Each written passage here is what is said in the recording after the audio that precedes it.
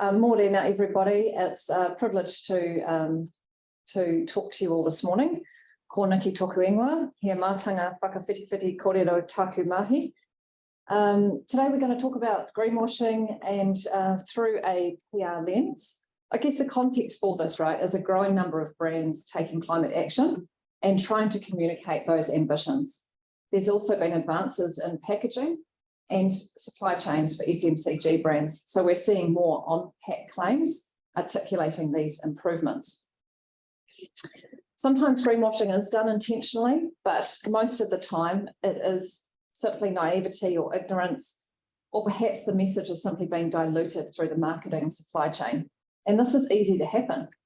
It starts with a marketing team that's been briefed to take a consumer's product, through a company's net zero carbon roadmap, for example, and the integrity of the original carbon reduction plan is watered down through the marketing supply chain into a soundbite or a tagline that can ultimately become misleading. At Wright Communications, we support companies to share their sustainability strategy, goals, and initiatives with their publics. Sometimes this is in the form of comprehensive reporting using global frameworks and standards, or it can be via earned media storytelling and content creators. This is the part where I show you a slide with lots of news headlines that showcases just that there has been a momentum for more greenwashing headlines to appear in our media outlets. Just last week, I'm sure you would have seen the Mercer Pension Fund in Australia was sued, and that made headlines in New Zealand as well. Obviously, the more fossil fuel intensive the business, the greater the scrutiny by regulators, investors, consumers, and journalists alike. A recent ComCom OIA into greenwashing complaints revealed 221 complaints in relation to greenwashing during the 5 years 2016 to 2021, but only 2 of those resulted in litigation. So I'm really interested to hear from another speaker soon just about whether ComCom's going to grow more teeth in this area. What we see is industry competitors dobbing each other in, so that's quite common, right? Dobbing them in for Fair Trading Act breaches, and then what you see in the media is the allegation, and then sometimes the defendant of that allegation taking out sponsored content to outline their perspective. So this is happening increasingly. The Advertising Standards Authority considered a complaint about a gas company that was going zero carbon. There was no timeline to detail on how zero carbon would be achieved, and the board decided that that was an unsubstantiated environmental claim, and the advertisement had to be removed.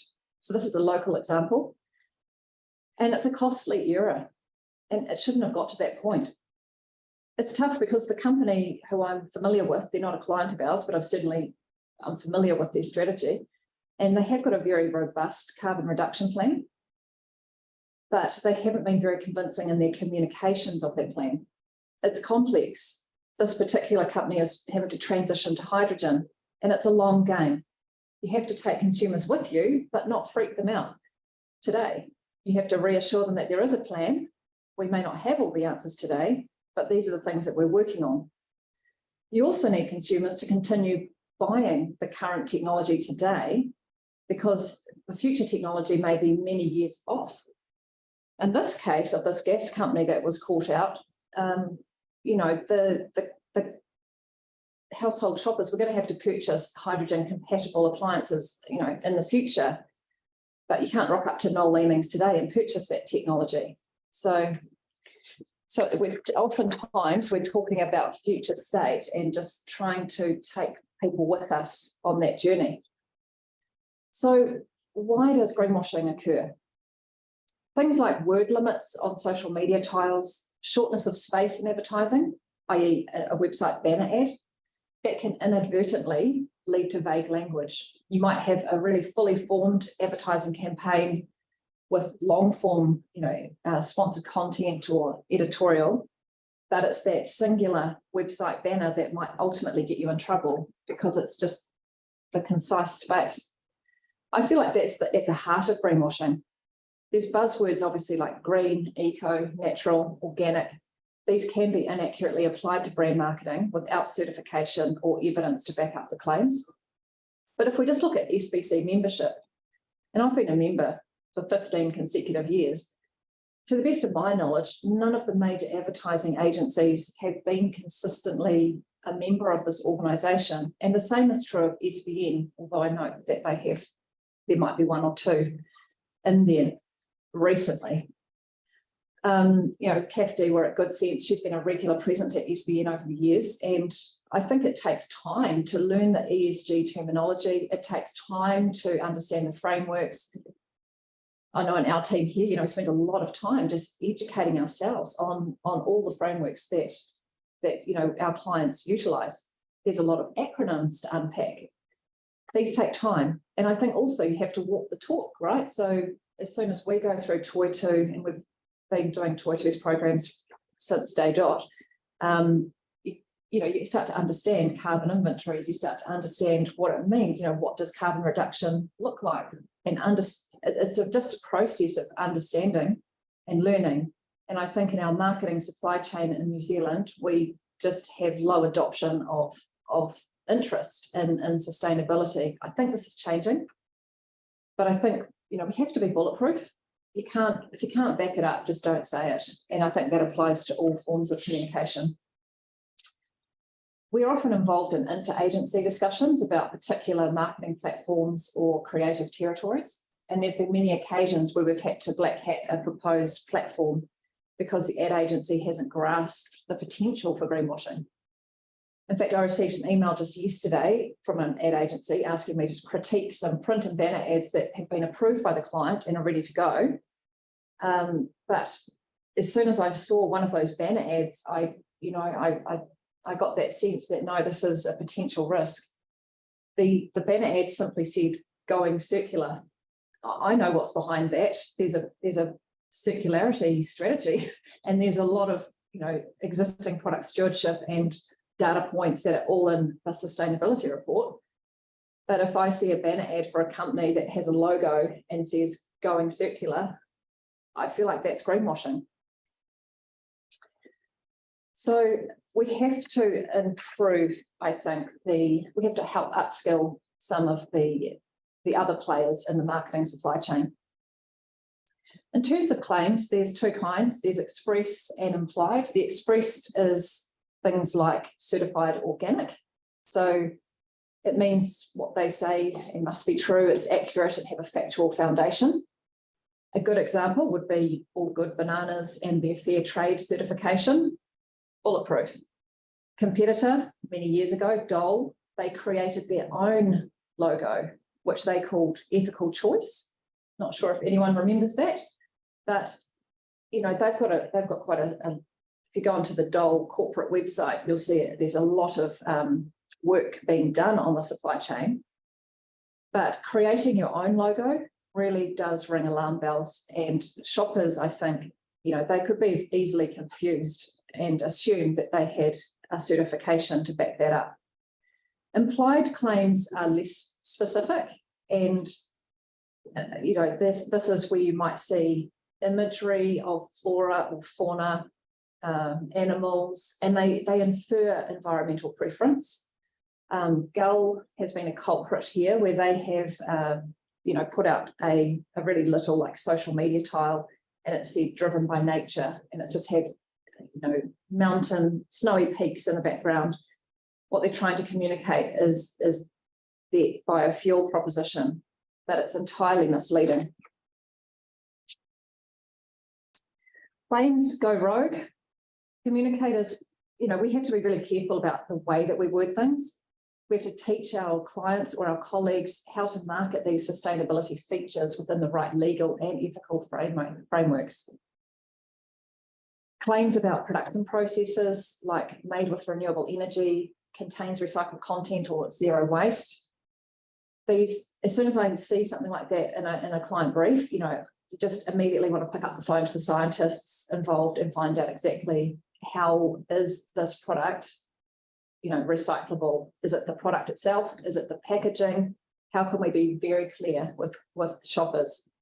Claims about the future, breaking down in landfill, biodegradable. there was one plastic company that had created a product with some biodegradable properties, but in their marketing of that product, they said, here today, gone tomorrow, which was a euphemism, but that was, that was pulled out because that was, when they tested it, obviously it didn't biodegrade within 24 hours.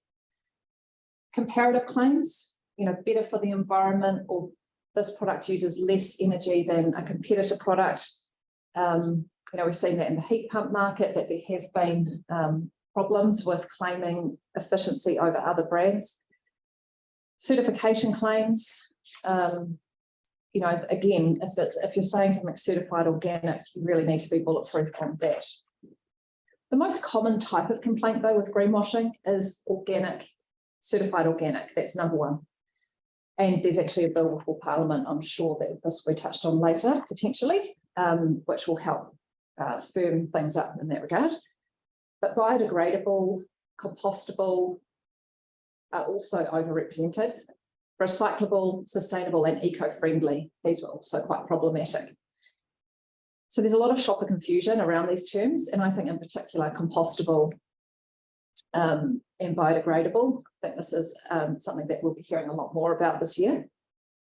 We're actually working at the moment with a large player in the packaging space, and I've just spent so much time grilling the scientists about these terms, what they mean. I've learned about the frameworks, the legal frameworks in Australia, and closer to home, I've talked to waste experts, and you really, I think, as communicators, we just have to do a lot of research before we can proactively market things, and just make sure that they are bulletproof. And I think also just aligning with our PRINS code of ethics and making sure that we're doing our homework. Climate activists are getting much more sophisticated. I was in Sydney last week, and there was a group of climate activists outside Commonwealth Bank, a stone's throw away from Westpac, and their signage was calling out funding of fossil fuel industries. And I think this is something that we are all feeling relatively nervous about, that Extinction Rebellion and Greenpeace are more active at the moment in Australia, and in Europe, obviously, they're very active. They're actually taking over billboards. You'll see a very nice ad campaign that just gets taken down and replaced with what looks like the company's advertising, but the messaging has all been changed out to say things like, fossil fuel ads, ban fossil fuel ads, etc. So this is another reason we don't want to draw attention to anything. It's very important that on behalf of our clients and our colleagues that we just make sure everything is spot on. An example of clear communication that I think we've delivered in the last 12 months would be for Toyota. They have recently set a science-based target. As soon as that happened, we felt empowered to communicate. Until that point, we felt like everything that we had could be challenged, or it wasn't as bulletproof. So we've worked really hard to try and communicate the science-based target in a way that connects to everyday New Zealanders. I was really inspired by the work that New Zealand's team have done, and I really loved their infographics and their video content, the way that they took the complex and made it simple. The Flight Zero platform, I think, is brilliant. Anything like that where you can, they can create a hub now of content that relates to that program. Comprehensive sustainability reporting is excellent because it creates a single point of truth. And this is brilliant if you're meeting with ministers, if you're meeting with regulators, investors, other stakeholders, your people. I think keeping the messaging the same and consistent is really important. Be the black hat, take your people with you. I think internal comms should be at the heart of your sustainability storytelling. Insert yourself into the sign-off processes to catch rogue claims early. Thank you.